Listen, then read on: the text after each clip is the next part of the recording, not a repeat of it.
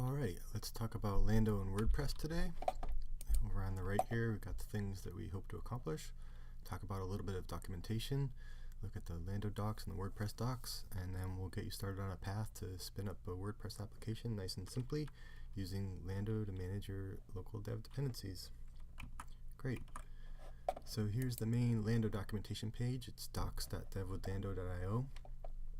And if you don't have Lando, what you'll want to do is come over here to this installing section, and it will walk you through what to do for your operating system to get Lando. If you already have Lando, you can go ahead and just follow along right now.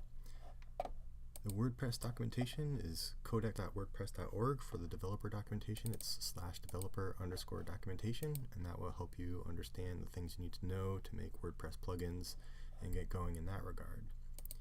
Great. So the first thing that we're going to do is initialize a Lando application, and that's the command lando init. So let's run that now. And we're presented with a few options here.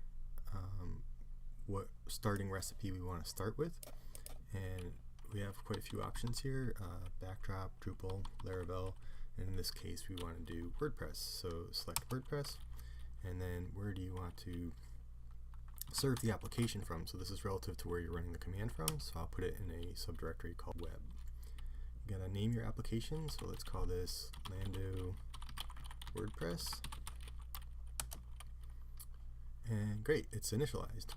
So what that does, the result of initializing that, is it makes a configuration file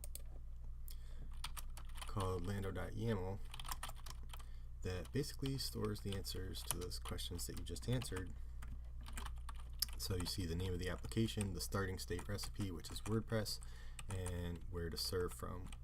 So in this case, from web. Now we're going to start this application in order to expose some tooling. So lando start. And this is going to spin up the containers that we need to run our WordPress application. So we're going to have an app server and a database server, which are Docker containers. And Lando is going to manage those things for us. So if you know about Docker, that's great. You can extend Docker functionality. If you don't, you can just do Lando start and not have to worry about it. So right there, it's pulling in WP CLI. So that's the WordPress command line tool that helps us develop WordPress applications more quickly, so that we can do things like clear cache and great things like that. So we'll use the WordPress CLI to actually download a WordPress code base. So once this starts up, the next thing that we're going to have to do is get a WordPress code base, and the way we'll do that is through WP CLI. So Lando exposes WP CLI out of the box as a tooling or command available for you if you're using a WordPress recipe, because it knows that that's a thing that you'll probably want to have. It's also going to expose some other useful tools. WordPress being a PHP application, it will expose Composer.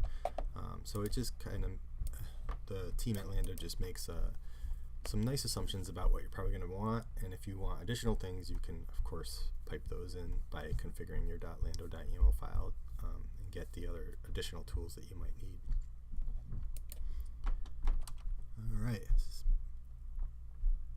Here we go.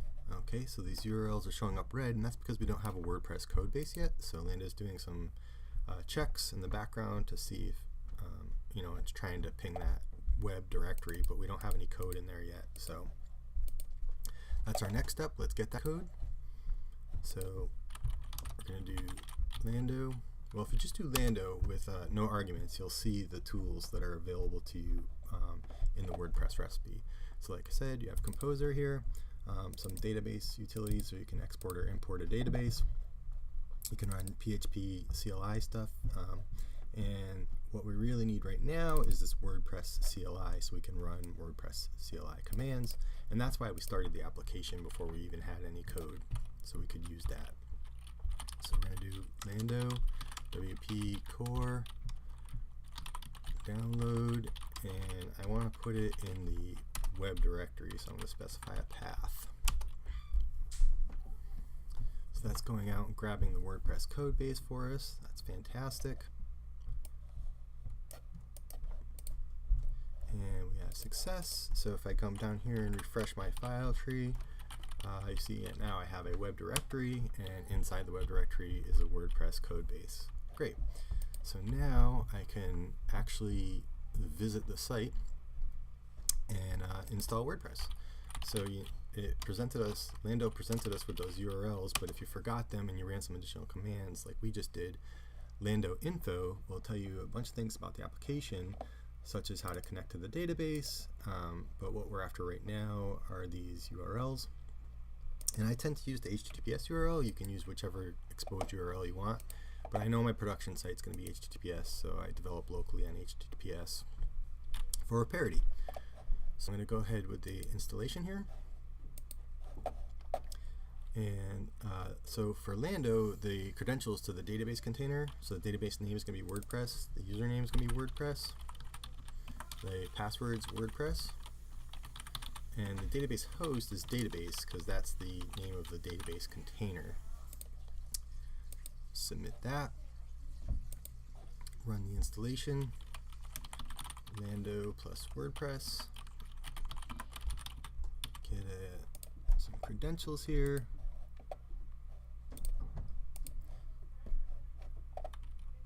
Oh, I gotta confirm that.